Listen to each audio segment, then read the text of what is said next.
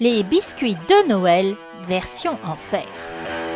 Mamie Titia était en train de faire des petits gâteaux de Noël dans sa grande cuisine. Elle avait les mains pleines de farine et la cuisine sentait délicieusement bon.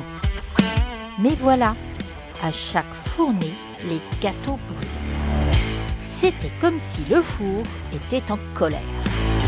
À la troisième fournée, les petits gâteaux étaient presque noirs et la fumée commençait à envahir la pièce.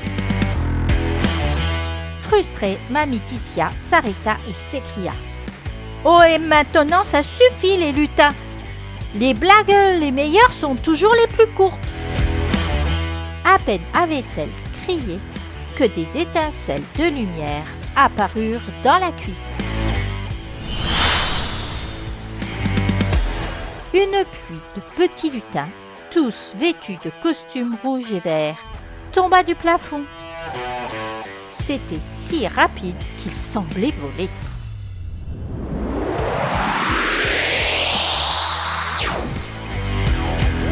Ah, mais non, mais ce n'est pas nous, s'écrièrent-ils tous en chœur, étonnés. Les lutins se mirent à courir partout dans la cuisine, comme s'ils étaient dans une course folle. L'un d'eux renversa un pot de sucre, un autre fit tomber un œuf et un autre encore s'écrasa dans le tas de farine. Mamie Titia se mit à rire, oubliant sa colère.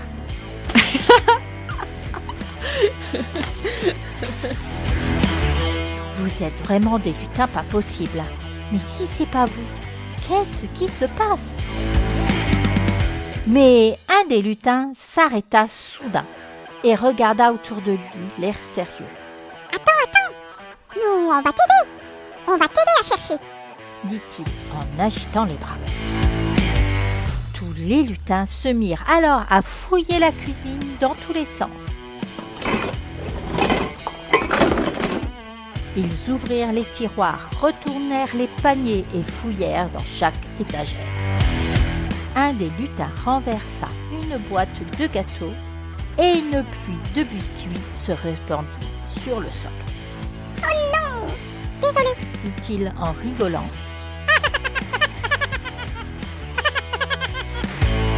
Mais il continua à fouiller sous une des tables. « Peut-être que c'est le sucre qui est trop sucré ?» suggéra un autre lutin en renversant un pot de sucre en poudre. Mamie Titia secoua la tête interloquée. « Mais vous êtes vraiment incorrigible. Du sucre trop sucré, mais c'est du n'importe quoi !» Les lutins étaient maintenant en train de sauter dans tous les coins, renversant tout sur leur passage. La farine se répandit sur le sol, les paniers à fruits étaient vidés et même les ustensiles de cuisine se retrouvèrent là où on ne les attendait pas. Un lutin s'écrasa contre un mur en faisant une pirouette, tandis qu'un autre lança un rouleau à pâtisserie dans les airs et atterrit dans un bol de pâte à moitié plein. « Mais enfin, qu'est-ce que vous faites ?» demanda Mamie Titia, complètement hilare devant le désastre.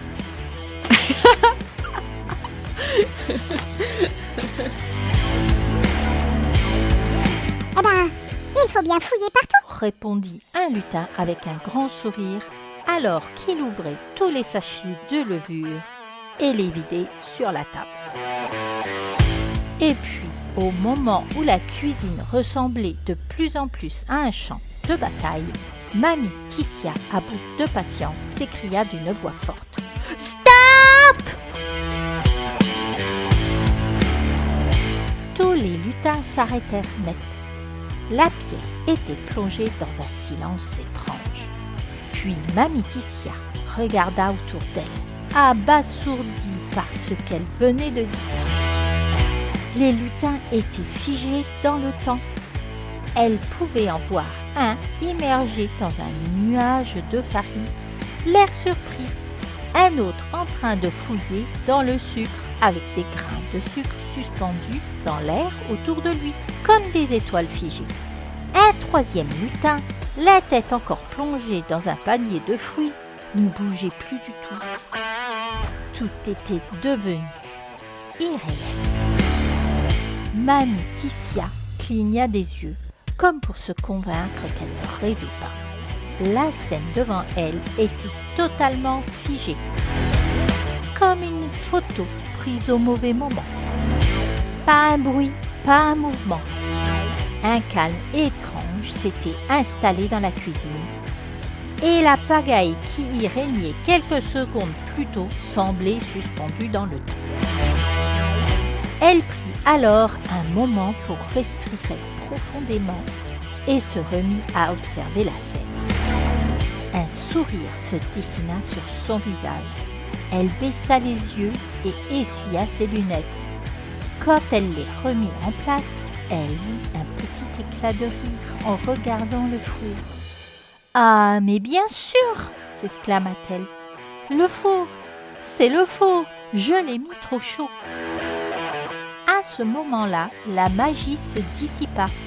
Les lutins commencèrent à bouger, mais cette fois, ils étaient un peu plus sages. Ils se frottèrent les yeux, comme s'ils sortaient d'un long sommeil. « Oups !» dit un lutin en regardant le désordre autour de lui. On dirait bien que ce n'est pas la magie cette fois, mais juste le four. Mamie Titia éclata de rire.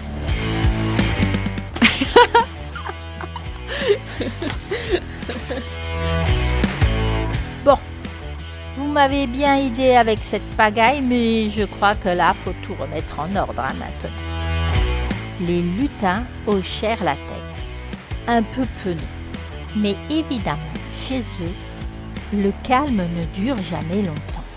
À peine avait-il attrapé une éponge qu'un petit étrange résonna dans la cuisine.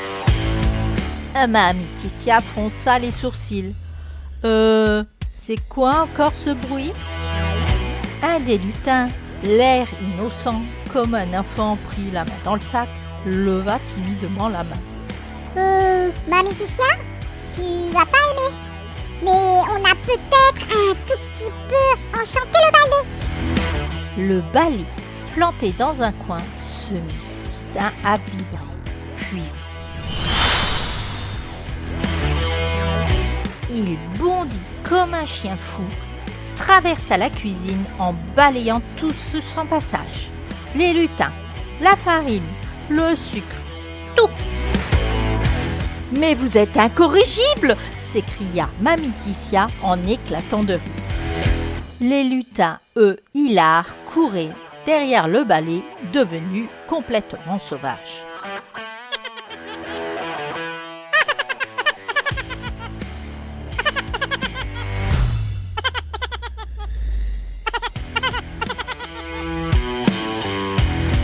Et c'est ainsi, dans un tourbillon de poussière magique, que les petits gâteaux de Noël purent enfin cuire tranquillement.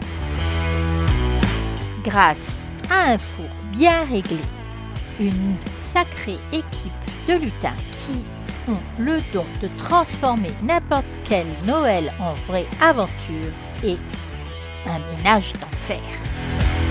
Alors, si vos biscuits brûlent aussi, n'oubliez pas, c'est peut-être le four, ou peut-être que vous aussi, vous avez des lutins.